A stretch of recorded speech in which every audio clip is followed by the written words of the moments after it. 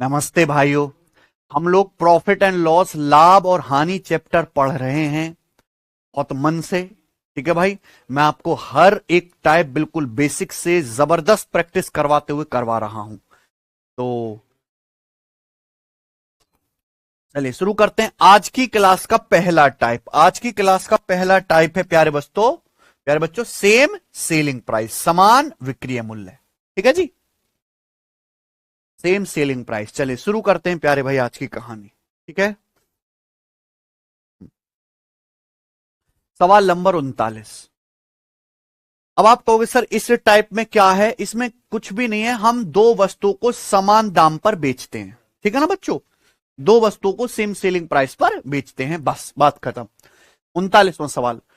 Tony purchases two cars A and B at a total cost of 6.5 lakh रुपए। Tony ने दो car खरीदी, ए और बी, और कुल 6.5 लाख रुपए में। He sells car A with 20% profit and car B at a loss of 25% and gets the same selling price for both cars.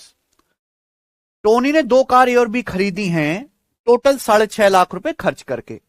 वो कार ए को बेचता है 20% के प्रॉफिट पर और दूसरी कार बी को बेचता है 25% के लॉस पर, है ना।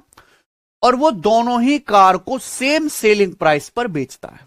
ये लिखा हुआ है, समान दोनों कार को समान दाम पर बेचा। दोनों कार कुल 6.5 लाख की खरीदी। पहली कार पे हो रहा है 20% प्रॉफिट, दूसरी कार पे हो रहा है 25% लॉस, और दोनों कार को समान जो है सेलिंग प्राइस पर बेचा है।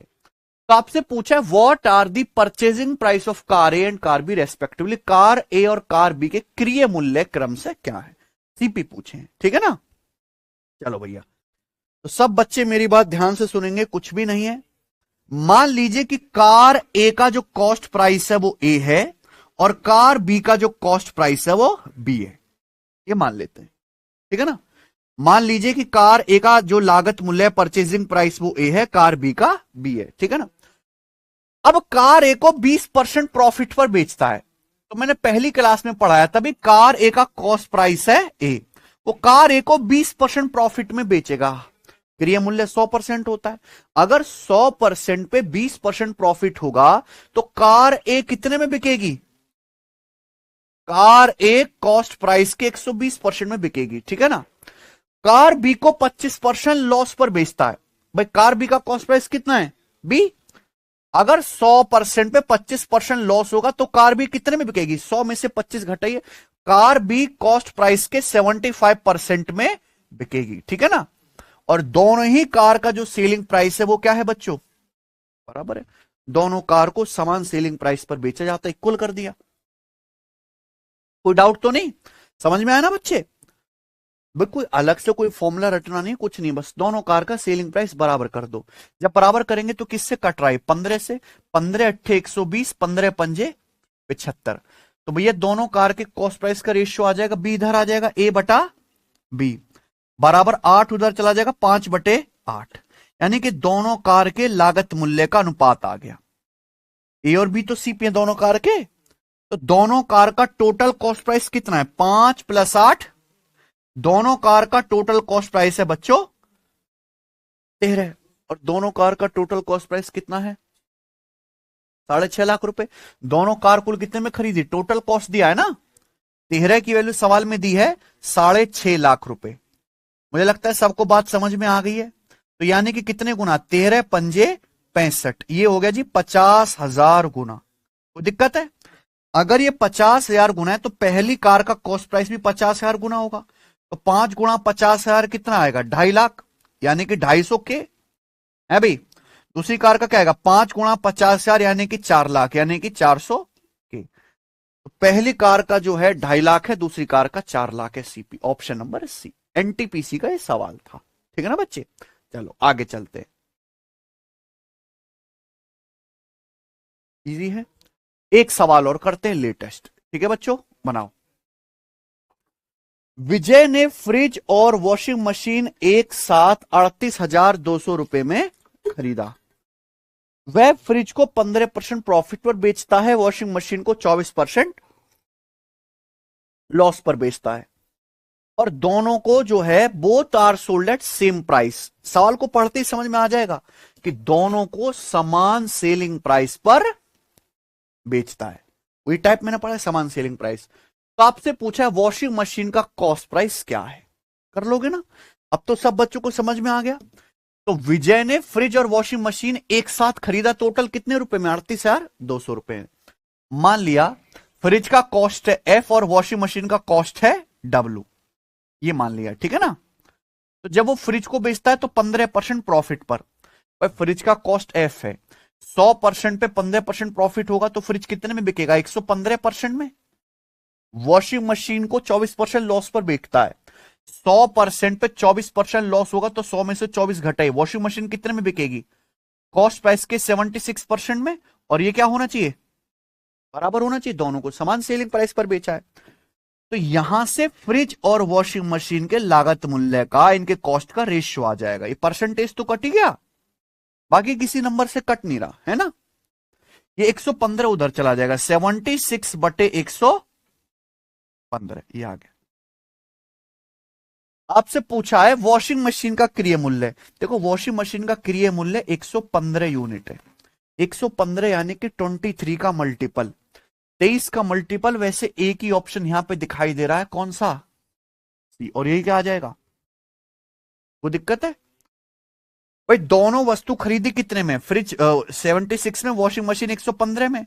बताओ दोनों का टोटल सीपी कितना है? जोड़ो, 11 और 7 18, 6 5 11, यानी कि 191, 191। 76 प्लस 115 191।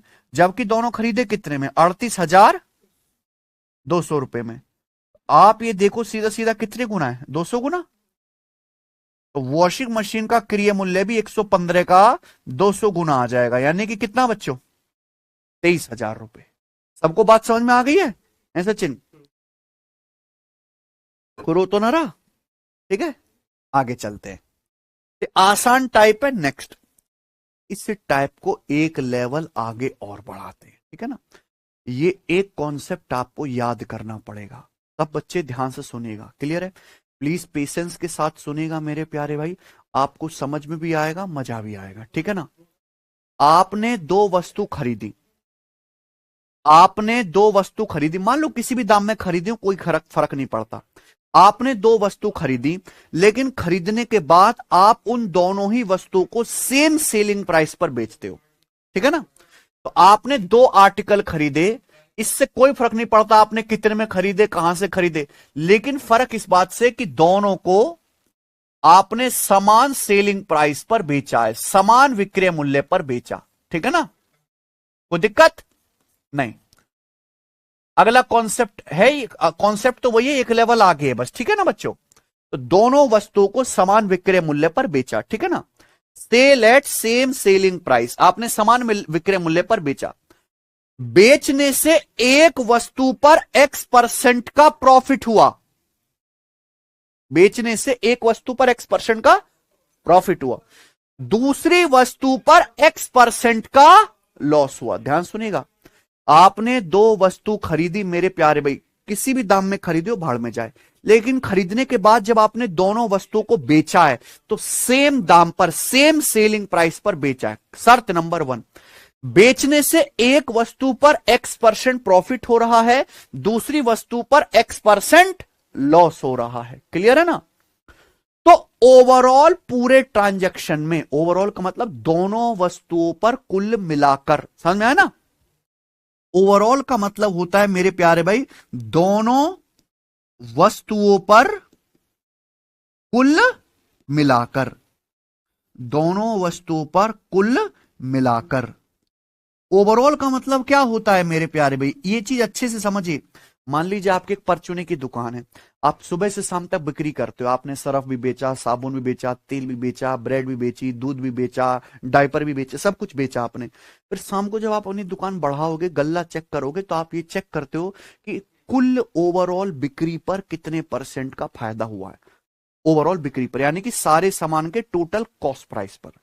यह है दोनों वस्तुओं के कुल लागत मूल्य पर हमेशा आपको क्या होगा? लॉस ही होगा, हमेशा क्या होगा? आपको लॉस ही होगा। यहां गलत लिखा हुआ है, ओवरऑल क्या होगा प्यारे दोस्तों? हमेशा आपको लॉस ही होगा। और कितना लॉस होगा प्यारे दोस्तों? X² बटे 100%। एक्स स्क्वायर बटे 100% आपको हमेशा लॉस होगा, एक्स स्क्वायर बटे 100%, एक्स स्क्वायर बटे 100%। लिख लीजिए अपनी कॉपी में, ठीक है बच्चों।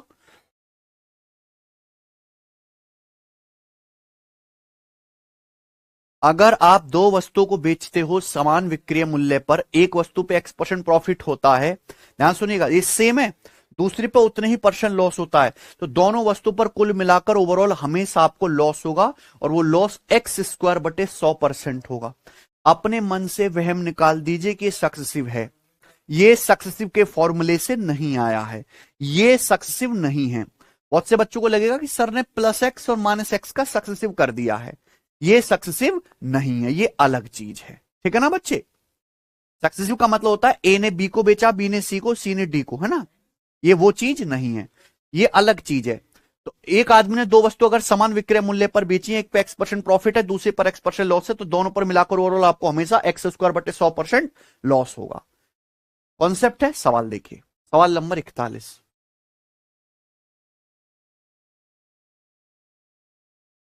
एक मेज और एक झूला प्रत्येक को 9,936 रुपए में बेचा गया। एक टेबल है, एक झूला है, टेबल को भी 9,936 में बेचा, झूले को भी 9,936 में बेचा, प्रत्येक लगा हुआ है ना, ईच सोल्ड फॉर 9,936 रुपए ईच, यानी कि टेबल और झूला दोनों को ही सेम सेलिंग प्राइस पर बेचा गया। ठीक है बच्चों, टेबल को 8% प्रॉफिट पर और झूले को 8% लॉस पर बेचा गया। देखो सेम है ना, 8 - 8। इस पूरे लेन देन में, पूरे लेन देन का मतलब होता है टेबल प्लस झूला दोनों पर मिलाकर सारे सामान की कुल बिक्री पर लाभ या हानि प्रतिशत ज्ञात करें। भाई ऐसे सवाल में तो हमेशा लॉस ही होगा ना आपको। आप एक बात बताओ प्यारे बच्चों, आपने टेबल को बेचा 8% प्रॉफिट पर, झूले को बेचा आपने 8% लॉस पर, और दोनों को समान सेलिंग प्राइस पर बेचा है, तो ओवरऑल हमेशा लॉस होगा, प्रॉफिट तो हो ही नहीं सकता। नो प्रॉफिट नो लॉस भी नहीं हो सकता, तो आंसर क्या हो गया, बी ऑप्शन। हमेशा आपको लॉस ही होगा। कितना लॉस होगा प्यारे बच्चों बताओ, एक्स स्क्वायर बटे 100%, 8 का स्क्वायर 64/100, 64/100 यानी कि 0.64% का आपको जो है लॉस होगा। यही क्या आ गया सवाल का आंसर। 1 सेकंड लगेगा करने में, ठीक है ना बच्चे। आइए ये बताइए बच्चों, सवाल नंबर है 42।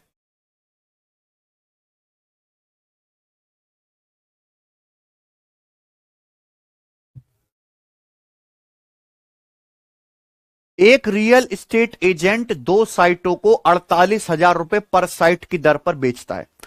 एक फ्लैट बेचने वाला है, वो दो साइट बेचता है 48,000 रुपए पर साइट, यानी कि दोनों साइटों को बराबर दाम पे बेचा। पहली भी 48,000 में बेची है, दूसरी भी 48,000 में बेची है, दोनों को सेम सेलिंग प्राइस पर बेचा। एक साइट पर उसे 35% का प्रॉफिट हुआ, दूसरी साइट पर 35% का लॉस हुआ। उसका लॉस या प्रॉफिट परसेंटेज ज्ञात कीजिए। तो हमेशा उसे तो प्रॉफिट तो होगा ही नहीं, लॉस ही होगा। कितना लॉस होगा, एक्स स्क्वायर बटे 100%, यानी कि 35 का स्क्वायर बटे 100% लॉस। 35 का स्क्वायर पता है आपको 1225 है ना, तो 1225 बटे 100 यानी कि 12.25%। क्या आएगा प्यारे दोस्तों आपको, हानि। कौन सा ऑप्शन है, ए ऑप्शन। कोई डाउट, आगे चलते हैं। ये बताइए प्यारे दोस्तों, सवाल नंबर है 43। यस ये करिए,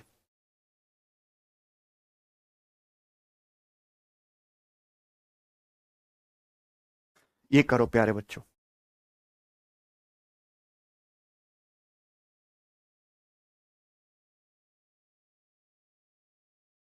बनाओ, जल्दी करो भाई।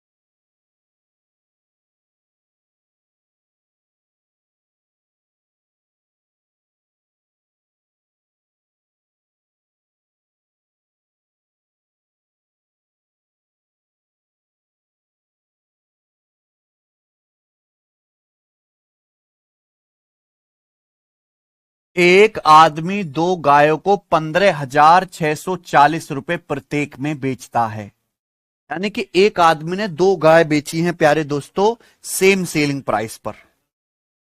क्लियर है ना? एक आदमी दो गाय बेच रहा है 15,640 रुपए प्रत्येक। ये भी 15,640 की ले जाओ भाई, ये भी 15,640 की बेच रहा हूं। एक गाय पर उससे 15% का लाभ होता है और दूसरी गाय पर 15% का लॉस होता है। उसका कुल लाभ या हानि ज्ञात कीजिए। यह सवाल पिछले वालों से अलग हो कि यहां परसेंटेज ना पूछ के एग्जैक्ट रुपए में ही पूछा गया है। तो हमेशा ऐसे ट्रांजैक्शन में आपको ओवरऑल लॉस ही होगा, प्रॉफिट तो होगा नहीं। यानी कि प्रॉफिट वाले दोनों आंसर पूरी तरीके से कट गए। आप तुक्का भी मारोगे तो या तो ए बी में से ही सही होना चाहिए बच्चों, है कि नहीं? लेकिन सॉल्व कैसे करेंगे, ध्यान सुनिएगा प्यारे दोस्तों। हमेशा ऐसे सवाल में आपको ओवरऑल दोनों गाय पर मिलाकर लॉस होगा। कितना लॉस होगा प्यारे बच्चों बताओ? ऐसा चिन्ह कितना? 15 स्क्वायर बटे 100। 15 का स्क्वायर 225 बटे 100, यानी कि 2.25% का क्या है आपको लॉस। 2.25% लॉस। अब 2.25% तो बहुत टिपिकल परसेंटेज है कि नहीं? तो हम क्या कर लेते हैं बच्चों, इसको फ्रैक्शन में कन्वर्ट करके आपको समझा देता हूं, है ना? 2.25% लॉस आपको हुआ, इसकी फ्रैक्शन वैल्यू कितनी बनेगी बता दीजिए प्यारे बच्चों। इसकी फ्रैक्शन वैल्यू देखो, 2 प्लस 0.25 होता है 1/4, यानी कि 54। 0.25 यानी कि 1/4। तो ये आ गया 4 दूनी 8 और एक 9/4, यानी कि 9/4% है। और परसेंटेज का मतलब क्या होता है? 1/100। परसेंटेज का मतलब 1/100। तो यह कितना हो गया फिर? 1/100 लिख दो परसेंटेज की जगह, यानी कि 9/400। यानी कि आपको ओवरऑल 9/400 का लॉस हुआ। क्या आपको मेरी बात समझ में आ गई? 9/400 का लॉस हुआ। तो आप एक बात बताओ, ये क्या है? Overall loss. ओवरऑल का मतलब दोनों गाय पर मिलाकर आपको 9/400 का लॉस हुआ। यानी कि अगर दोनों गाय का टोटल सीपी 400 है, सुनते रहिएगा, अगर दोनों गाय का टोटल सीपी 400 है तो 400 का 2.25% होता है 9 यूनिट। यानी कि आपको लॉस हुआ कितने का?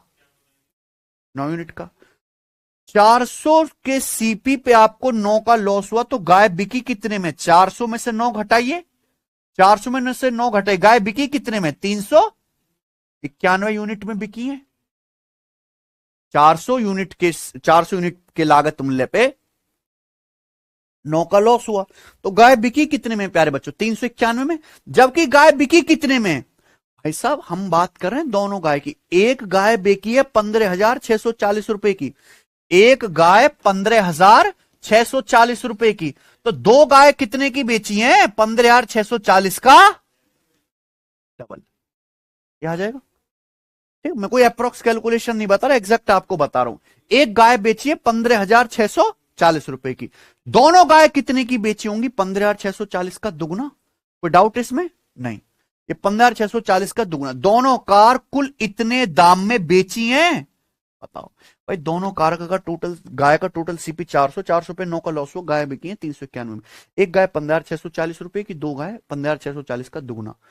391 से पूरा देख रहे हैं कि भैया ये 40 बार कट रहा है, यानी कि 40 दूनी 80 गुना। 40 दूनी 80, यानी कि कितना गुना हो रहा है? ये 80 गुना हो रहा है।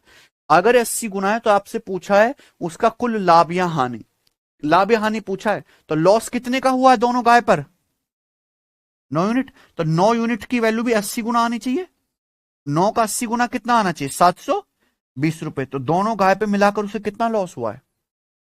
क्या आंसर है? ये कोई मुश्किल तो नहीं है। मैंने एक एक स्टेप आपको बिल्कुल बारीकी से लिख के बताया है, ठीक है ना बच्चे? हाँ, आपसे पूछ लेता कि दोनों गाय का टोटल सीपी क्या होगा, तो 80 गुना है तो 400 की वैल्यू भी 80 गुना हो जाती 32,000। दोनों गाय का कुल लागत मूल्य कितना हो जाएगा? कोई तकलीफ है कि नहीं? देखो ये सब चीज मैंने आपको समझाने के लिए लिखी है प्यारे दोस्तों, ठीक है? वैसे तो इतना ही करना है आपको, ठीक है ना बच्चों? आगे चलते हैं। लास्ट क्वेश्चन इस टाइप का, सवाल नंबर 44 बनाइए बच्चे।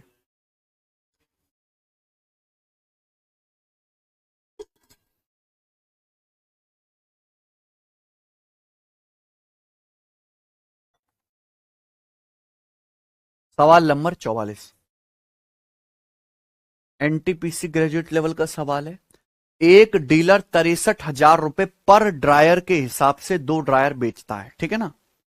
एक डीलर 63,000 रुपीज पर ड्रायर के हिसाब से 2 ड्रायर बेचता है। एक पर उसे 5% का प्रॉफिट होता है, दूसरे पर उसे 30% का लॉस होता है। पूरे ट्रांजैक्शन में यानी कि दोनों ड्रायर पर कुल मिलाकर उसका लॉस परसेंटेज कितना है, यही सवाल है। ऐसा चिन्ह कोई दिक्कत? आप कहोगे सर ये तो है ही नहीं पिछले सवाल की तरह, यहां तो फॉर्मूला लगेगा ही नहीं। और जब फॉर्मूला ना लगे मेरे प्यारे भी, तो हमें बिल्कुल नीचे उतर जाना है बेसिक पे, ठीक है ना भाई। पिछले सवालों में तो डायरेक्ट फॉर्मूला बन रहा था, लेकिन यहां तो अलग अलग परसेंटेज है ना। ये भी सवाल भी तो आ सकता है पेपर में, तो ये भी तो सीखना आपको जरूरी है कि नहीं सचिन? फिर ये कैसे होगा, आप सिखाते हैं, ध्यान सुनिए। एक डीलर 63,000 रुपए पर ड्रायर के हिसाब से 2 ड्रायर बेचता है, यानी कि एक डीलर जो है दोनों ही ड्रायर को सेम सेलिंग प्राइस पर बेच रहा है। मुझे इस चीज से कोई मतलब नहीं कि कितने के ड्रायर बेचे, बस मुझे पता चलेगा कि दोनों ड्रायर सेम दाम में बेचे हैं। एक ड्रायर पर उसे 5% का लाभ होता है। यहां लिख रहे हैं हम बच्चों सीपी, यहां क्या लिख रहे हैं एसपी, यहां पे क्रय मूल्य, यहां विक्रय मूल्य। पहले ड्रायर पर 5% लाभ हुआ। 5% की फ्रैक्शन वैल्यू क्या होते हैं, 1/20, यानी कि पहले ड्रायर का अगर कॉस्ट प्राइस 20 है तो 20 पे 1 का प्रॉफिट हुआ, तो पहला ड्रायर बिका कितने में? अगर पहले ड्रायर का सीपी 20 है तो 20 पे 1 का प्रॉफिट है, पहला ड्रायर बिका है 21 में। दूसरे ड्रायर पर 30% लॉस होता है। 30% की फ्रैक्शन वैल्यू कितनी होती है, 30% की फ्रैक्शन वैल्यू 3/, यानी कि दूसरे ड्रायर का कॉस्ट प्राइस अगर 10 है तो 10 पे 3 का लॉस हुआ। अगर दूसरे ड्रायर का सीपी 10 है, 10 पे 3 का लॉस हो, तो 10 का सामान बिका कितने में, 7 में। दूसरे ड्रायर की अगर लागत मूल्य 10 है, 10 का 7 में बिका। क्लियर है, कोई समस्या तकलीफ नहीं। लेकिन मेरे प्यार भी बताओ कि दोनों ड्रायर को सेम सेलिंग प्राइस पर बेचा गया है। यहां पहला ड्रायर बेचा गया 21 यूनिट में, दूसरा ड्रायर बेचा गया 7 यूनिट में, तो कहीं से भी सेम नहीं है। यानी कि लॉजिक क्या है ऐसे सवालों का, कि सवाल की कमजोर कड़ी है कि दोनों ड्रायर को सेम सेलिंग प्राइस में बेचा गया है। यहां पे सेलिंग प्राइस को सेम करिए। यहां पहले ड्रायर को बेचा गया 21 में, दूसरे को बेचा है 7 में, तो 21 और 7 को सेम करो, एलसीएम क्या होता है 21। यानी कि 7 को 21 बनाने के लिए पूरे रेशियो को किससे गुणा करना पड़ेगा बच्चों, 3 से। जब पूरे रेशियो को 3 से गुणा करेंगे तो ये हो जाएगा 3 दूसाम 30 और ये हो जाएगा 7 तिया 21। अब देखो फायदा क्या हो कि पहले ड्रायर को भी 21 यूनिट में बेचा गया और दूसरे ड्रायर को भी 21 में बेचा गया। पहले ड्रायर को भी 21 में बेचा, दूसरे को 21 में बेचा, दोनों का सेलिंग प्राइस सेम हो गया। अब आपसे पूछा पूरे लेन देन में लाभ या हानि प्रतिशत क्या है, तो आप मुझे बताओ कि दोनों ड्रायर का टोटल सीपी कितना है। पहले ड्रायर की कीमत है 20, दूसरे ड्रायर की कीमत है 30, यानी कि दोनों ड्रायर का टोटल कॉस्ट प्राइस है 50 रुपए। बेचे कितने के, पहला ड्रायर 21 का बेचा, दूसरा 21 का बेचा मेरे प्यारे भी, तो दोनों ड्रायर बेचे कितने 42 में। 50 के दोनों ड्रायर खरीदे थे, बेचे कितने दोनों, टोटल सीपी दोनों ड्रायर का 50 रुपए, दोनों ड्रायर बेचे 42 के, यानी कि ओवरऑल आपको क्या हुआ हमेशा लॉस। तो 50 का ड्रायर आपको 42 में बिका तो कितने का लॉस हुआ, 8 का लॉस हुआ। कितने के पर, 50 पर, 1/50 2%, ये 2% का 8 गुना, यानी कि कितना आ गया प्यारे बच्चों 16%। तो दोनों ड्रायर पर मिलाकर आपको 16% का क्या हो गया, लॉस हो गया। आंसर क्या हुआ बेटे, डी ऑप्शन हुआ, ठीक है ना। ये सारे जो मैंने आपको पिछले सवाल बताए ये भी इसी तरीके से हो सकते हैं, पर यहां हमने बिल्कुल इसी रेशियो मेथड का इस्तेमाल करके ही ये हमने शॉर्टकट बनाया है, ठीक है ना। और उसको प्रूफ करके अपना हम बेवजह कीमती टाइम खराब नहीं करेंगे, ठीक है ना बच्चों, समझ में आ गया ना। तो मैंने आपको देखो दोनों टाइप के सवाल कराए, 90% सवाल इसी कॉन्सेप्ट पर आता है। अगर रेयरली सवाल ऐसा आ गया तो आपको ऐसे करना है रेशियो से। मुझे लगता है सब बच्चे पकड़ लिए हैं बात को। आगे चलते हैं प्यारे दोस्तों, नेक्स्ट अगला।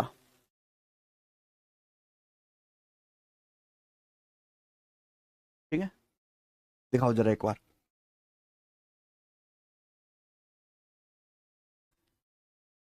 बताओ बच्चों, समझ में आ गए दोनों टाइप जो मैंने आपको पढ़ाए अभी तक? क्या आपको मेरे पढ़ाए हुए ये दोनों टाइप समझ में आ गए हैं? Same selling price. यस, अगर वैल्यू परसेंटेज ही निकालने तो वैल्यू की जरूरत नहीं है विकास जी।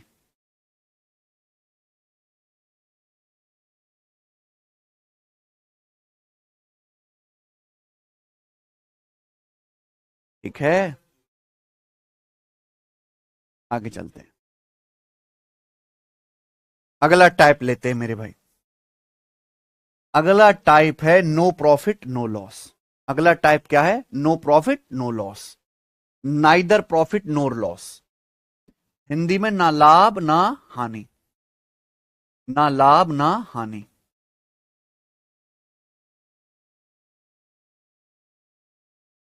नो प्रॉफिट नो लॉस, ना लाभ ना हानि।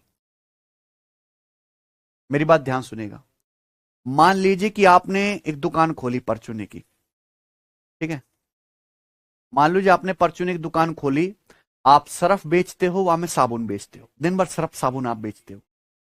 हैं, सर्फ बेच रहे हो, लेडीजों को साबुन बेच रहे हो। शाम को जब आपने देखा यार बिक्री तो खूब सारी हुई है, पर ना तो आपको प्रॉफिट हुआ है सामान बेचने से, सारे सामान को बेचने से ना तो कोई आपको प्रॉफिट हुआ है ना लॉस हुआ, यानी कि आप क्या हो? नील बटे सन्नाटा। ठीक है ना बच्चे, यानी कि नल हो गया। तो इसका मतलब क्या है कि आपने सामान को खरीदने में जितना टोटल खर्चा किया होगा, एक्चुअल सामान उतने का ही बिक गया। अगर आप कुल 5 रुपए का सामान दुकान में खरीद के लाए हो, तो दुकानदारी भी बिक्री भी आपने 5 रुपए की करी है, यानी कि टोटल कॉस्ट प्राइस जो होगा टोटल सेलिंग प्राइस के बराबर होगा। ये समझ में आ गया ना? अगर टोटल सीपी टोटल एसपी के बराबर हो जाए तो ना प्रॉफिट होगा ना लॉस होगा। दूसरा, मान लीजिए आपकी सरफ साबुन बेचते हो। सरफ पे आपको 5 रुपए का फायदा होता है बेचने से, और साबुन पे आपको 5 रुपए का नुकसान होता है। आपने सरफ बेचा, सरफ पे आपको 5 रुपए का फायदा हुआ। आपने साबुन बेची, साबुन पे 5 रुपए का लॉस हुआ।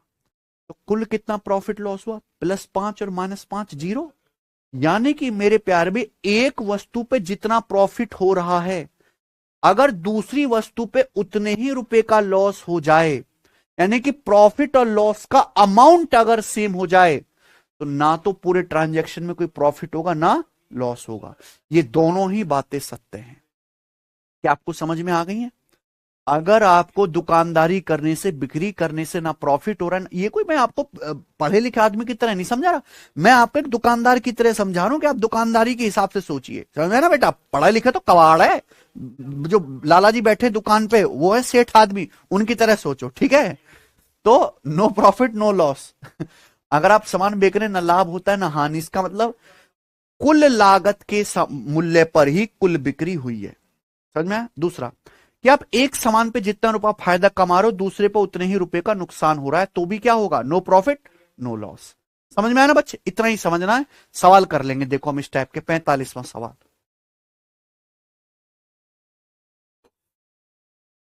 ठीक है,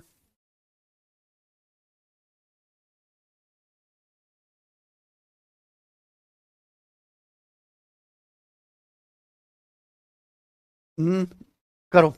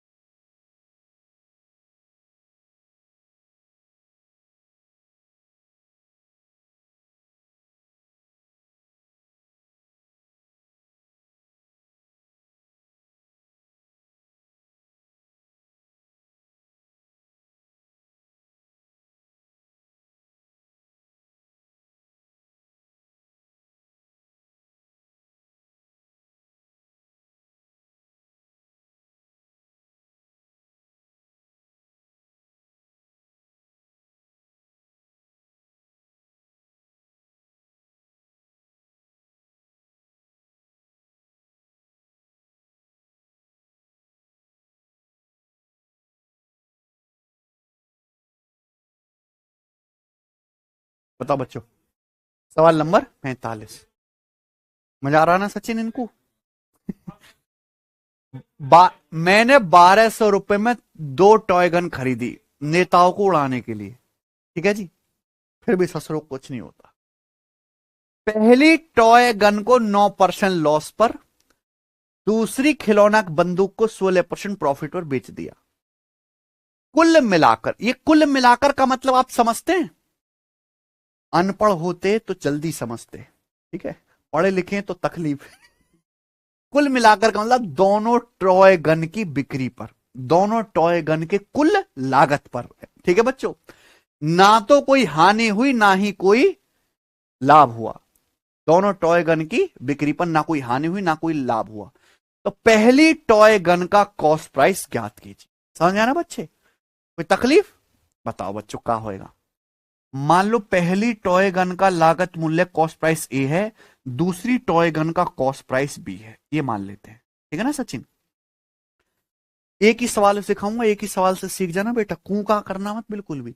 पहली टॉय गन का कॉस्ट प्राइस ए है, दूसरी का बी है। आपने पहली टॉय गन को 9% लॉस पर बेचा, तो पहली टॉय गन पे कितना लॉस हुआ? कॉस्ट प्राइस का 9%। पहली टॉय गन पे कॉस्ट प्राइस का 9% लॉस हुआ, माइनस लगा दिया मैंने। दूसरी टॉय गन का लागत मूल्य कितना है? बी। जब आपने दूसरी टॉय गन को बेचा तो लागत मूल्य का 16% प्रॉफिट हुआ। कितना? कॉस्ट प्राइस का 16% प्रॉफिट हुआ। दूसरी टॉय गन के कॉस्ट प्राइस का 16% क्या हुआ? प्रॉफिट। दोनों टॉय गन पर मिलाकर ना तो कोई लॉस हुआ है ना ही कोई प्रॉफिट। इसका मतलब है कि पहली टॉय गन पे होने वाला लॉस दूसरी टॉय गन पे होने वाले प्रॉफिट अमाउंट के बराबर है। This should be equal. क्या इक्वल नहीं होना चाहिए था? यानी कि इस सवाल में कोनो दम नहीं था। आप यहां बी इधर लाओ तो ए बटे बी डायरेक्ट आ जाएगा, कितना? 16/9। यानी कि दोनों टॉय गन के क्या सीपी का रेशियो आएगा क्रिय मूल्य का। ए और बी क्या सीपी तो है, तो दोनों टॉय गन का टोटल सीपी कितना है? 16 + 9 25। जबकि दोनों टॉय गन कितने में खरीदी हैं? हमने दोनों टॉय गन 1200 में खरीदी हैं। 25 की वैल्यू 1200 रुपए, 25 चौका 100, 25 अट्ठे 200, यानी कि 48 गुना। तो पहली टॉय गन का क्रिय मूल्य, पहली टॉय गन का क्रिय मूल्य कितना है? 16। तो 16 की वैल्यू भी कितना आ जाएगी? 48 गुना। तो 16 चौका 64, 640, और 16 अट्ठे 128, 640 और 128 768 रुपए, है ना? 768 रुपए आंसर आ गया, बात खत्म। ऑप्शन 1 सेकंड का सवाल है, कर लेंगे। ओके बच्चों, हालांकि इस तरह का सवाल आता है तो डायरेक्ट ट्रिक भी आप कर सकते हैं। मैंने जो है यूट्यूब पे भी बताया है कि यहां पर नो प्रॉफिट नो लॉस है तो इनको इंटरचेंज कर दो, ये 9 उधर और 16 इधर, 9 रेशियो 16, डायरेक्ट जो है 16 रेशियो 9 हो जाएगा, दोनों के सीपी का रेशियो आ जाएगा, है ना? एक हमारा यूट्यूब चैनल है, आपको पता हो तो, मैथ्स कॉन्सेप्ट किंग, सब बच्चों को पता होना चाहिए भाई। ये maths concept king YouTube channel पे मैं इसी तरह की जो है छोटी छोटी कॉन्सेप्ट्स की वीडियो डालता हूं। जैसे यहां पे नो प्रॉफिट नो लॉस वाला कॉन्सेप्ट मैंने समझाया है, ठीक है जी, ये देखो यहां पे समझाया है, ठीक है ना बच्चे? तो आप जाके देखना, इस चैनल को सब्सक्राइब कर लो, यहां से बहुत अच्छा रिवीजन होता है। जो तुम अपना टाइम खराब करते हो ना इंटरनेट पे मुजरा देखने में, वो यहां देखा करो वीडियोस, और छोटे छोटे शॉर्ट्स में भी मैं आपको यहाँ पे लेटेस्ट सवाल करवाता रहता हूँ, ठीक है ना? सब बच्चे सब्सक्राइब कर लो इस चैनल को, जिस बच्चे ने नहीं किया हुआ है। ओके, आगे चलते हैं, एक और सवाल करेंगे, सवाल नंबर 46 से बताइए। ये सवाल ऐसा है जिसमें दो कॉन्सेप्ट को मिक्स कर दिया गया है, दो कॉन्सेप्ट को मिलाकर एक सवाल बनाए, ठीक है ना भाई? करो 46वां बनाइए।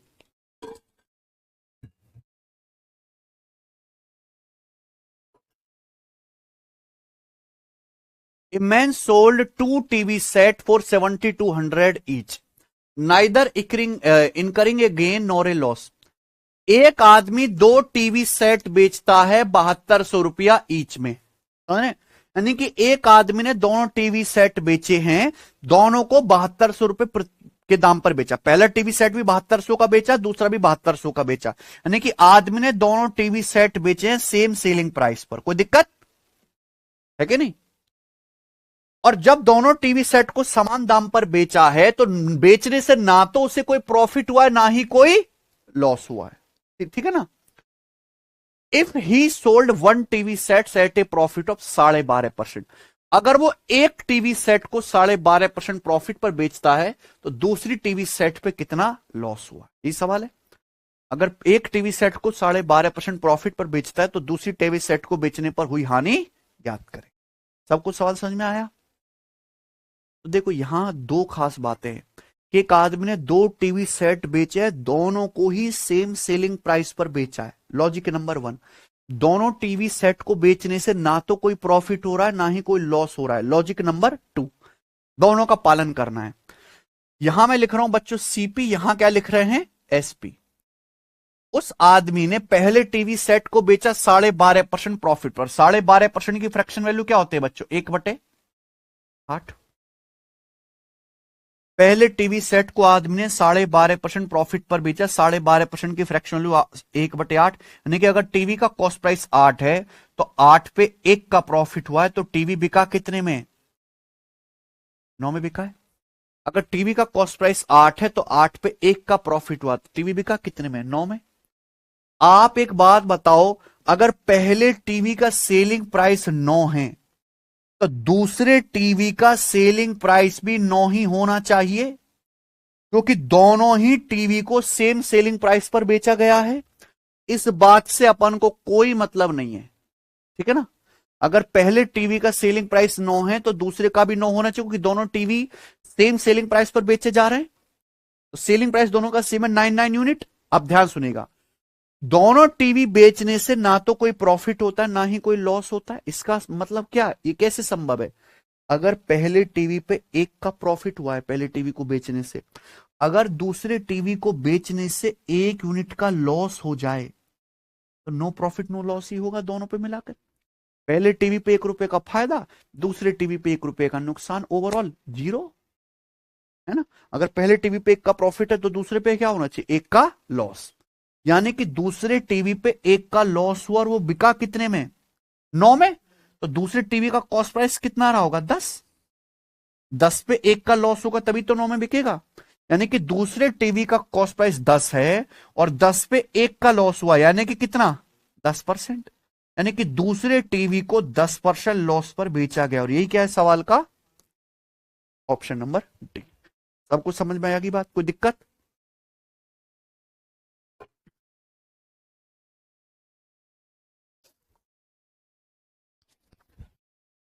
मुझे लगता है सबको हमारी बात अच्छी तरीके से समझ में आ गई है। आगे चलते हैं प्यारे दोस्तों, अगला टाइप, ठीक है ना प्यारे दोस्त, अगला, ठीक है, समझे?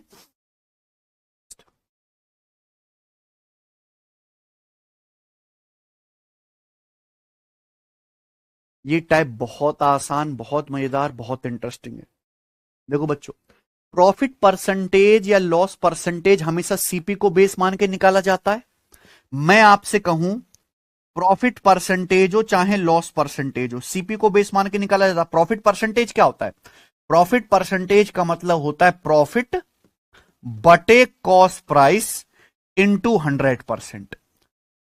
प्रॉफिट परसेंटेज का मतलब क्या होता है? प्रॉफिट बटे कॉस्ट प्राइस इंटू 100%। चाहे प्रॉफिट परसेंटेज निकाल लो चाहे लॉस परसेंटेज निकाल लो, हमेशा क्रिय मूल्य को बेस मान के निकाला जाता है। कॉन्सेप्ट समझिए। मान लीजिए कि आपने 2 वस्तु खरीदी है सेम कॉस्ट प्राइस पर।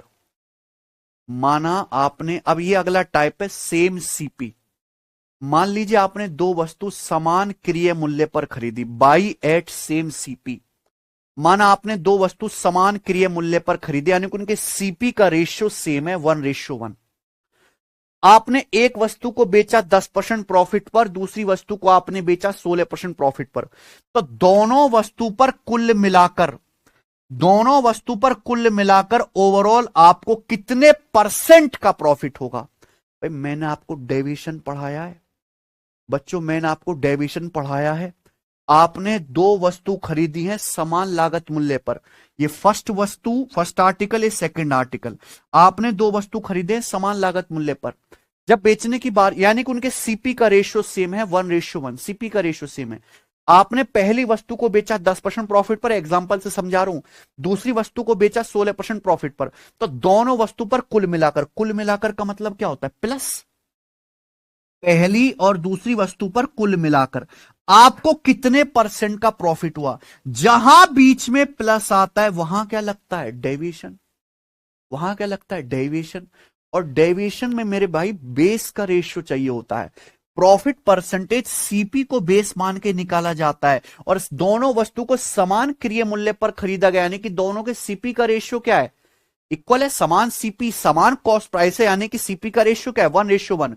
तो जब आप दोनों वस्तु को बेचोगे तो ओवरऑल कितने परसेंट का प्रॉफिट होगा, मैंने आपको डेविएशन में ही पढ़ाया था। इसलिए मैं कहता हूं कि परसेंटेज अच्छे से पढ़ लो, परसेंटेज अच्छे से पढ़ लो। पर तुम लोगों ने जो मेरी बात सुनी हो, तुम लोग इतना परेशान किया मुझे, बस एक ही बात दोहराते रहे, जल्दी खत्म करो, मर जान दो हमको। परसेंटेज गणित की जान है। वहां जो मैंने आपको डेविएशन समझाया वो केवल परसेंटेज में थोड़ा ना खत्म हुआ, पूरे अर्थमेटिक में रगड़ा जाएगा वो। अगर बेस सेम है तो ओवरऑल निकालने के लिए हम लोग क्या ले लेते हैं, एवरेज। दोनों को जोड़ के आधा कर दो, 10 + 16 26 का आधा 13%। ओवरऑल आपको 13% का प्रॉफिट होगा। बोलो बात समझ में आ गई, बोले बात समझ में आ गई कि नहीं आ गई। मान लीजिए कि आप दो वस्तु खरीदते हैं समान क्रय मूल्य पर। पहली वस्तु, दोनों वस्तु का सीपी सेम है, यानी कि सीपी का रेशियो 1:1 है। पहली वस्तु को आपने 10% प्रॉफिट पर बेचा, दूसरी को 16% प्रॉफिट पर बेचा। तो बताओ दोनों वस्तु पर कुल मिलाकर ओवरऑल कितने परसेंट का प्रॉफिट हुआ, कुल मिलाकर, यानी कि फर्स्ट प्लस सेकंड, बीच में प्लस आ गया, कुल कितने परसेंट का प्रॉफिट होगा। अगर बेस सेम है तो ओवरऑल निकालने के लिए एवरेज ले लेंगे। दो वस्तु हैं, जोड़ के आधा कर दूं। मान लीजिए 3 आर्टिकल होते, तो 3 आर्टिकल का ओवरऑल प्रॉफिट कैसे निकालते, तीनों को जोड़ के 3 से भाग कर देते। मान लो 4 आर्टिकल होते, ओवरऑल प्रॉफिट कैसे निकालते, जोड़ के 4 से भाग कर देते। बस इतना कंसेप्ट था। अब जिस बच्चे ने परसेंटेज नहीं पढ़ा है उसके बिल्कुल समझ में नहीं आया, वो भाड़ में जाए, चूल्हे में चला जाए वो बालक, ठीक है ना। अब ये सवाल देखो, एक व्यापारी 3,000 रुपए प्रति वस्तु के हिसाब से दो वस्तु खरीदता है। एक व्यापारी 3,000 रुपए पर आर्टिकल के हिसाब से दो आर्टिकल खरीदता है, यानी कि एक आदमी ने दो आर्टिकल खरीदे सेम कॉस्ट प्राइस पर। यही तो है, 3,000 रुपए पर आर्टिकल के हिसाब से दो आर्टिकल खरीदे। बेचते समय एक आर्टिकल पर 10% का प्रॉफिट होता है और दूसरे आर्टिकल पर 20% का लॉस होता है। कुल हानि प्रतिशत क्या होगा अगर दोनों आर्टिकल सेम दाम पर खरीदे तो ओवरऑल लॉस परसेंटेज कैसे आएगा, एवरेज लेके। पहले वस्तु पे 10% प्रॉफिट हुआ, दूसरे पे हुआ 20% लॉस। लॉस क्या होता है, नेगेटिव। तो ओवरऑल कितने परसेंट का लॉस होगा, जोड़ के आधा कर देंगे। 10 और -20 -10 का आधा, -10 का आधा -5%, यानी कि ओवरऑल उससे दोनों आर्टिकल पर 5% का लॉस होगा। समझ में आया ना। आगे चलते हैं मेरे भाई, ये बताइएगा अगला बात, सवाल नंबर 48। इसी टाइप को एक लेवल आगे बढ़ाते हैं मेरे भाई, इसी टाइप को एक लेवल आगे बढ़ाते हैं। ध्यान से सुनिएगा प्यारे दोस्तों, सब बच्चे, है ना। क्या कह रहा हूं मैं, प्रॉफिट परसेंटेज या लॉस परसेंटेज हमेशा कॉस्ट प्राइस को सीपी को, आवाज आ रही है ना, प्रॉफिट या लॉस परसेंटेज हमेशा सीपी को बेस मान के निकाला जाता है कि नहीं। अभी तक तो था सेम कॉस्ट प्राइस। मान लीजिए अगर कॉस्ट प्राइस अलग अलग हो तो कैसे करेंगे, है ना। एक लेवल आगे बढ़ा रहे हैं। ए और बी ने दो वस्तुएं क्रम से 4680 और 7020 रुपए में खरीदी। ए ने दो वस्तुएं खरीदी हैं, ए ने दो वस्तु खरीदी हैं। पहली वस्तु का कॉस्ट प्राइस कितना है, 4680 रुपए। दूसरी वस्तु का कॉस्ट प्राइस कितना है, 7020 रुपए। ये पहली फर्स्ट आर्टिकल का कॉस्ट प्राइस है 4680 रुपए, ये सेकंड आर्टिकल का कॉस्ट प्राइस है 7020 रुपए। कोई डाउट है। तो ए ने दो वस्तु खरीदी, पहली 4680 रुपए की और दूसरी 7020 रुपए की। ए ने उन्हें 6% और 14.5% के लाभ पर बेच दिया। उसका कुल लाभ प्रतिशत क्या था, ए ने पहली वस्तु को बेचा 6% प्रॉफिट पर, है कि नहीं। दूसरी वस्तु को बेचा 14.5% के प्रॉफिट पर। क्लियर है ना। ए ने पहली वस्तु बेची 6% प्रॉफिट पर, दूसरी वस्तु बेची 14.5% प्रॉफिट पर। अब सवाल यह आता है कि कुल लाभ प्रतिशत, कुल मतलब दोनों वस्तु पर कुल मिलाकर, फर्स्ट प्लस सेकंड, दोनों वस्तुओं पर मिलाकर उससे कुल कितने प्रतिशत का लाभ हुआ, दोनों वस्तुओं पर कुल मिलाकर। जहां बीच में आएगा प्लस वहां क्या लगेगा, डेविएशन। दोनों वस्तु पर कुल मिलाकर, ये तो डेविएशन है। ये इतने में बेचा, ये इतने में बेचा, ये इतने में बेचा, ये इतने में बचाओ, बताओ टोटल पे कितना फायदा नुकसान हुआ, कैसे निकालेंगे, डेविएशन से। ठीक है ना बच्चों। प्रॉफिट परसेंटेज या लॉस परसेंटेज हमेशा सीपी को बेस मान के निकाला जाता है, यानी कि सीपी की कोई एग्जैक्ट वैल्यू की जरूरत नहीं है। मैंने क्या बताया, हमेशा बेस का क्या ले लेते हैं, रेशियो। तो यहां पे आप कॉस्ट प्राइस का क्या ले लो, रेशियो। ये 0 से 0 बताओ और किससे कट जाएगा, 4 6 10 8 18 7 2 9, दोनों 9 से कट रहे हैं, 9 क्या है, दोनों इवन 18 से कट जाएंगे। अभी 18 दूनी 36 और 10 18 छिक्का 108 है भाई, 18 तिया 54 और 16 18 निम्मा 162, ये हो गया। फिर 13 से भी कट गया, 13 दूनी 26, 13 तिया 26, 13 तिया 39, यानी कि दोनों के सीपी का रेशियो कितना आ गया, 2:3। दोनों के कॉस्ट प्राइस का रेशियो कितना आ गया, 2:3। अगर किसी बच्चे ने परसेंटेज रेशियो ढंग से नहीं पढ़ा है तो आगे की भी पढ़ाई बिल्कुल ना करे, कोई फायदा नहीं है। ठीक है ना। मैं फॉर्मूले के हिसाब से ट्रिके नहीं रटवाता कि ये रट लो, ये रट लो, ये रट लो, पूरा परसेंटेज रेशियो के इस्तेमाल से ही चलेगा। ठीक है ना। दोनों के सीपी का रेशियो कितना है, 2:3। पहली वस्तु बेचेगी 6% प्रॉफिट पर, दूसरी 14.5% प्रॉफिट पर। हालांकि डेटा बहुत आसान है, वेटेड एवरेज से भी हो जाएगा, है कि नहीं सचिन, आसान है ना, और डेविएशन से भी हो जाएगा, जो मर्जी आप बताओ कौन सा कर लें। डेविएशन बता देता हूं, पहली वस्तु बेचेगी 6% लाभ पर, दूसरी कितनी 14.5% प्रॉफिट पर। तो क्या 14.5 को ब्रेक करके आप ऐसे नहीं लिख सकते, 6% प्लस 8.5%, है कि नहीं सचिन, 6% प्लस 8.5%। आप खुद सोचो, पहली वस्तु पर भी 6% प्रॉफिट है, दूसरी वस्तु पर भी 6% प्रॉफिट है, पहली वस्तु पर भी 6% प्रॉफिट है, दूसरी पर भी 6% प्रॉफिट है, तो ओवरऑल 6% प्रॉफिट तो होगा ही होगा, प्लस एक्स्ट्रा कितना है, या दूसरी वस्तु का 8.5% एक्स्ट्रा प्रॉफिट है। भाई दूसरी वस्तु का कॉस्ट प्राइस है 3 का 8.5% एक्स्ट्रा प्रॉफिट है। अभी केक कटेगा तो सब में बटेगा, ये टोटल में डिवाइड होना चाहिए। दोनों वस्तु का टोटल सीपी कितना है, 2 और 3, 5 में डिवाइड कर देंगे। 5 से 8.5 कितनी बार चला जाएगा, 1.7, तो 17 तिया 51, 5.1, 6 में 5.1 जोड़ेंगे, यानी कि क्या आ गया 11.1%। तो दोनों वस्तु पर कुल मिलाकर ओवरऑल कितना परसेंट प्रॉफिट हुआ, 11 बताओ समझ में आया कि नहीं आया, कोई दिक्कत। आगे चलते, अगला सवाल।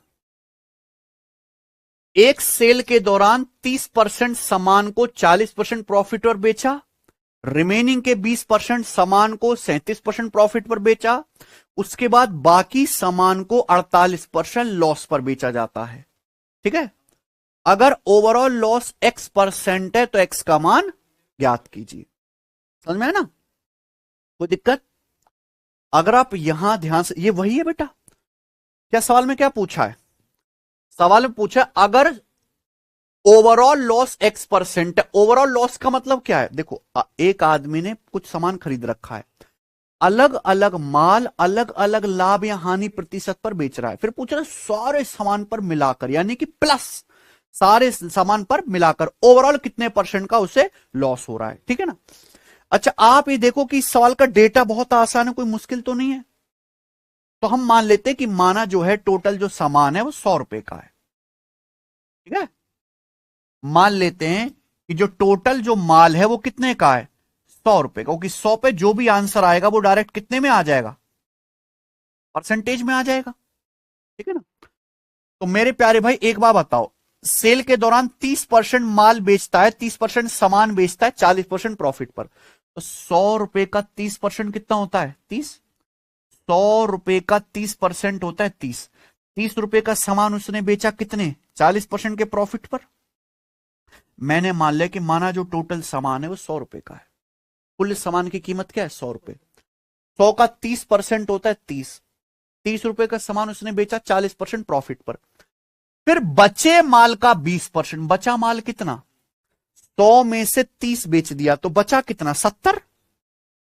100 में से 30 बेच दिया, बचा कितना? 70। तो 70 का 20%, 70 का 20% कितना होता है? 70 का 20% होता है 14।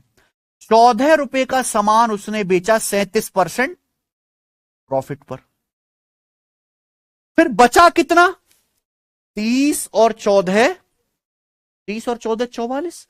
बचा कितना? 30 और 14, 100 में से 44 घटा दो भाई, 100 में से 30 और 14 44 घटा दो, बचा 56। बाकी सामान उसने बेचा 48% लॉस पर। कितने पर? 48% लॉस पर। क्लियर है ना? तो आपसे पूछे सारे सामान पर मिलाकर लाभ या हानि प्रतिशत ज्ञात कीजिए। क्लियर है? सारे सामान पर मिलाकर टोटल तो 30 प्लस 14 44 और 56 हो रहा है ना। बोलो कोई दिक्कत है? अब एक बात बताओ, अगर बेस 100 है तो जो भी आंसर आएगा सीधा किस में आएगा? परसेंटेज में। भाई मान लो इस 100 रुपए का आपने पूरे दिन में 100 रुपए की बिक्री की, 30 रुपए की बिक्री पे 40% प्रॉफिट हो रहा है, 14 रुपए की बिक्री पे 37% का लॉस हो रहा है, और 56 रुपए के सामान पर 48% लॉस हो रहा है। सब कुछ जोड़ जाड़ लो, आ जाएगा ओवरऑल प्रॉफिट लॉस, है कि नहीं? ठीक है, तो यहां देखिए, यहां कितना आएगा? 30 का 40%, 30 का 40% कितना होता है? 12। कितना होता है? 12। यहां कितना प्रॉफिट हुआ? 14 का 37%, 14 का 37% कितना आएगा? हालांकि 4 सत्ते 28, 8 6 48, 8। अच्छा यहां तो उसमें ही आएगा ना, डेसिमल में निकालना, यूनिट डिजिट तो निकलेगा नहीं। ठीक है बच्चों, 30 का 40% 12 है, 14 का 37% कितना आएगा? 14 का 37% बताओ कितना आएगा? 420 और 98, 420 और 98 यानी कि 518, 5.18। 14 का 37% कितना आ जाएगा? 5.18। ठीक है ना? आपको सर इतनी जल्दी कैसे निकाला? 14 का 37% निकालना, इनकी गुणा करो 14 की 30 में 420, 14 सत्ते 98, 420 और 100 520, दो कम कर दो 518। तो यहां पे कितना? 30 का 40% 12 का प्रॉफिट है, 14 का 37% 5.18 का प्रॉफिट है। यहां 56 का 48% 26.88, 56 का 48% कैसे निकाला? ब्रेक करके, 56 मतलब 50 प्लस 6 गुणा 48। ठीक है ना? ये आ जाएगा, तो अप्रोक्स आ जाएगा मेरे प्यारे दोस्तों, यहां पर एग्जैक्ट आ जाएगा 9.7। तो 100 पे 9.7 का लॉस यानी कि 9.7%। ठीक है, आइए ये बताइए सवाल नंबर 50।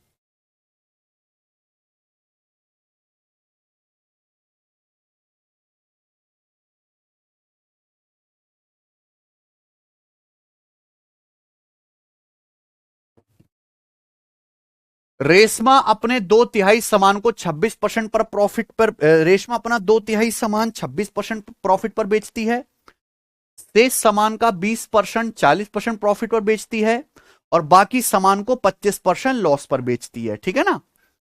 सभी वस्तुओं का लागत मूल्य, सभी वस्तुओं का लागत मूल्य समान मानते हुए पूरे लेन देन में कुल लाभ प्रतिशत कितना होगा? समझ में आया ना? यहां तो आप 100 नहीं मान सकते को, पिछले सवाल में डेटा क्या था? आसान था। आपने क्या मान लिया कि माना सारे सामान की कीमत कितनी है? 100 रुपए, इजी परसेंटेज थी। यहां अगर आप 100 मारोगे, 100 का 2/3 करोगे तो ये तो दशमलव में चला जाएगा ना। ठीक है ना? तो आप कैसे करोगे मेरे प्यारे भाई? ध्यान सुनेगा, रेशमा अपने सामान का 2/3 बेचती है 26% प्रॉफिट पर, रिमेनिंग का 20% बेचती है 40% प्रॉफिट पर, और बाकी सामान को बेचती है 25% लॉस पर। सभी वस्तु की कीमत सेम मानते हुए ये बताओ कि ओवरऑल कितने परसेंट का लाभ हुआ। ठीक है ना? तो आप ये देखो, 2/3 सामान, 2/3 का मतलब क्या होता है? 2/3 है बच्चों। 2/3 का मतलब क्या होता है भाई? 2/3। 2/3 सामान बेचा 26% प्रॉफिट पर, फिर शेष माल का 20%, 20% कितना होता है? 1/5, 1/5 बेचा 40% प्रॉफिट पर। ठीक है, और बाकी माल बेचा 25% लॉस पर। तो आप ये देखो कि मुझे यहां 3/3 भी करना है और 5/5 भी करना है कि नहीं? हमें 3/3 भी करना है प्यारे भाई, और 5/5 भी करना है। तो ऐसा नंबर ढूंढो जो 3 से भी कट जाए और आसानी से 5 से भी कट जाए, यानी कि 15। 3 और 5 का एलसीएम क्या हो जाएगा? 15, है ना? वैसे जब शेष शब्द आता है तो आप ना गुणा करा करो, 3 और 5 की गुणा करो, क्या आ गया? 15। मान लीजिए रेशमा के पास कुल 15 रुपए का सामान है। माना रेशमा के पास टोटल कितने रुपए का सामान है? 15 का। रेशमा के पास जो सामान है उसकी कुल कीमत है 15 रुपए, ठीक है ना। तो 15 का 2/3। अब आप बताओ 15 का 2/3 कितना होता है? 15 का 2/3 होता है बच्चों 10। कितना होता है सचिन? 10। 10 रुपए का सामान उसने बेचा कितना? 26% के प्रॉफिट पर, ठीक है। अब 15 में से 10 का सामान बेच दिया तो बचा सामान कितने का? 15 में से 10 का बेच दिया, बचा 5 का। तो 5 का 20% कितना होता है? 1। यानी कि 1 का सामान बेचा उसने 40% के प्रॉफिट पर। कोई दिक्कत है क्या? नहीं बच्चों, क्लियर है? फिर बचा सामान कितना बताइए? 15 में से 10 और 11 है, 10 और 11, तो बचा सामान कितने का प्यारे दोस्तों? 4 रुपए का। बचा 4 का सामान उसने बेचा है 25% लॉस पर। बचे 4 का सामान उसने बेचा 25% के लॉस पर। अलग अलग लिख लो। पिछले में डेटा आसान था तो मैंने 100 ही मान लिया था, डायरेक्ट जो है क्या आ गया प्यारे दोस्तों? परसेंटेज में ही आ गया था। लेकिन यहां मुश्किल है तो हमने क्या करा? फ्रैक्शन में तो उनका वो ले लिया मल्टीपल। भाई यहाँ 2/3 करना है या 5 करना है, 3 5 से कटने वाला नंबर 15। कि मान लीजिए उस रेशमा के पास जो टोटल सामान है उसका जो लागत है वो कितना है? 15 रुपए। कितना है? 15। तो 15 का 2/3 होता है 10। 10 का सामान बेचा 26% प्रॉफिट पर। फिर बचा 5। 5 का सामान बचा। यहां पे ध्यान से को बचे माल का 20%। क्या ले बोला? बचे माल का 20%। 15 में से 10 का माल बेच दिया, बचा 5 का। 5 का 20% 1। 1 का सामान बेचा 40% प्रॉफिट पर। फिर बचा कितना? 4 का। 15 में से 10 11 का बेच दिया, बचा 4 का, वो बेचा 25% लॉस पर। तो पूछा सभी वस्तु पर मिलाकर ओवरऑल, मिलाकर यानी कि प्लस, सभी वस्तुओं पर मिलाकर का क्या मतलब होता है? प्लस। कुल लाभ या हानि प्रतिशत ज्ञात कीजिए। कैसे निकलेगा? डेविएशन से। लेकिन मेरे प्यारे भाई यहां डेटा तो बहुत इजी है, तो हम क्या कर सकते हैं? वेटेड एवरेज ना। मैंने आपको बताया कि भैया अगर डेटा आसान है तो वेटेड एवरेज ही सबसे बढ़िया है। यहां कितना प्रॉफिट हुआ? 10 का 26% यानी कि 260। कितना हुआ? 260। यहां कितना प्रॉफिट हुआ? 1 का 40% यानी कि 40। 10 का 26%, 260। 260 प्लस 40 300। 300 और ये आ गया 25 चौका 100। तो 260 प्लस 40 300। 300 माइनस 100 200। यानी कि आपको 200% का प्रॉफिट हुआ। कितने के समान पे? 15 के समान पे। फाइनल आंसर पॉजिटिव आया, इसका मतलब क्या हुआ? आपको ओवरऑल प्रॉफिट हुआ। फाइनल आंसर पॉजिटिव आया तो प्रॉफिट, निगेटिव आ जाए तो लॉस। तो ओवरऑल आपको यहां पे 200/15% का प्रॉफिट है। किससे कट रहा है बेटा? 5 से। यानी कि 40/3% का प्रॉफिट हो। 40/3 का मतलब क्या आ गया? सी ऑप्शन, 13 सही 1/3%। कोई दिक्कत? ठीक है ना? लाइव नहीं हो पा रहा ना सही से? 13 सही 1/3% का ओवरऑल आपको प्रॉफिट हुआ। चलिए ये बताइए अगला सवाल, 51 नंबर।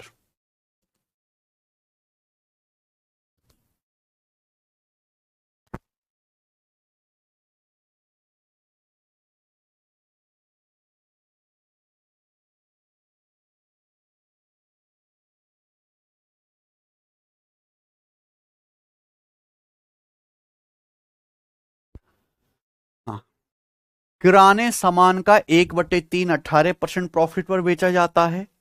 1/4 25% प्रॉफिट पर बेचा जाता है। और रिमेनिंग किराने के सामान को 30% प्रॉफिट पर बेचा जाता है। अगर कुल प्रॉफिट 1980 रुपए है तो आपसे पूछा है ग्रोसरी सामान की वैल्यू क्या है, यानी कि ग्रोसरी का जो आपने सामान खरीदा किराने का उसका लागत मूल्य क्या है। यही है ना? देखो ये वो टाइप है जहां आप अलग अलग सामान अलग अलग लाभ और हानि प्रतिशत पर बेच रहे हैं। फिर आप क्या निकालने? सारी जो है बिक्री पर ओवरऑल प्रॉफिट या लॉस परसेंटेज। कैसे निकालते हैं? डेविएशन या वेटेड एवरेज। ठीक है ना बच्चों? अब यहां पर आपको सवाल में दिया है, परसेंटेज में नहीं पूछा, किसमें पूछा है? रुपए में। आपको दिया सारे बिक्री पर कुल लाभ कितना हुआ? 1980 रुपए। तो आप भी ये पता लगाओ ना कि ओवरऑल आपको कितने परसेंट का प्रॉफिट हुआ, ये पता लगाओ ना। देखो किराने सामान का 1/3 आपने बेचा 18% प्रॉफिट पर, और 1/4 यहां कोई रिमेनिंग शब्द नहीं, 1/4 आपने बेचा 25% प्रॉफिट पर, तो मुझे 3/3 भी करना है, 4 भी करना है। समझ आया ना बच्चों? तो 3 और 4 का एलसीएम क्या होता है? 12। यानी कि मैंने मान लिया कि माना जैसे ग्रोसरी का सामान है टोटल 12 यूनिट का, कितने का? 12 का, है ना? तो 12 का 1/3 कितना होता है? 12 का 1/3 होता है 4। 4 यूनिट का सामान बेचा 18% प्रॉफिट पर, फिर 1/4 भाग बेचा 25% प्रॉफिट पर, तो 12 का 1/4 कितना होता है? 12 का 1/4 निकालो, 4 × 12 3। 3 सामान बेचा 25% के प्रॉफिट पर, फिर बचा सामान कितना? 12 में से 4 और 3 7 का बिक गया, 4 3 7 का बिक गया, तो बचा कितना? 5। 5 का सामान बेचा 30% के लाभ पर, ये बोला ना, शेष सामान को 30% लाभ पर बेच दिया। तो आप ये पता लगाइए कि ओवरऑल आपको कितने परसेंट का प्रॉफिट हुआ। तो भैया ये क्या है बच्चों? लागत का रेशियो 4-3-5, ये होला अलग अलग प्रॉफिट परसेंटेज। तो आप निकाल सकते हैं ओवरऑल कितने परसेंट प्रॉफिट हुआ, है कि नहीं सचिन? ऐसे डेटा बहुत इजी, कोई मुश्किल तो है नहीं डेविएशन से। यहां कितना है? 4 का 18% यानी कि 72। 72। यहां कितना हो रहा है? 3 का 25% यानी कि 75। यहां कितना? 5 का 30% यानी कि 150। तो 4 का 18% 72। 72 प्लस 75 कितना आ गया? 147 प्लस 5 का 30% यानी कि 150, यानी कि कितना आ गया? 297%। जोड़ लो कितना? 297, 297% प्रॉफिट। कितने के लागत मूल्य पर? कितने की सीवी पर? 4 3 7 5 12, 20 से डिवाइड कर देंगे ना। कोई तकलीफ है कि नहीं? 297%। ये किससे कट गया? ये 3 से कट गया प्यारे बच्चों। 3 नाम 27, दो 3 नाम 27, यानी कि ओवरऑल आपको 99/4% का प्रॉफिट हुआ, है कि नहीं भाइयों? आपको ओवरऑल प्रॉफिट कितने हुआ? 99/4%। कोई दिक्कत तकलीफ? ओवरऑल 99/4% का प्रॉफिट हो, जबकि ओवरऑल प्रॉफिट हुआ कितना है? तो 99/4% की वैल्यू ही 1980 रुपए के बराबर होनी चाहिए ना भाइयों, है ना? तो कितना हो जाएगा ये? 99 से 1980 कितनी बार कट गया? 20 बार। 4 की उधर गुणा हो जाएगी, यानी कि 1% की वैल्यू कितनी आ गई? 20 चौक। तो सामान का कुल लागत कितना है? 100%। 100% की वैल्यू कितना आएगी? 2 जीरो चुपका दो, यानी कि कितना? 8,000 रुपए। 8,000 रुपए सवाल का आंसर है, कौन सा है? ये ऑप्शन। कोई दिक्कत? अगला सवाल। सवाल नंबर है स्टूडेंट आपके सामने यहां पर 52। ओके,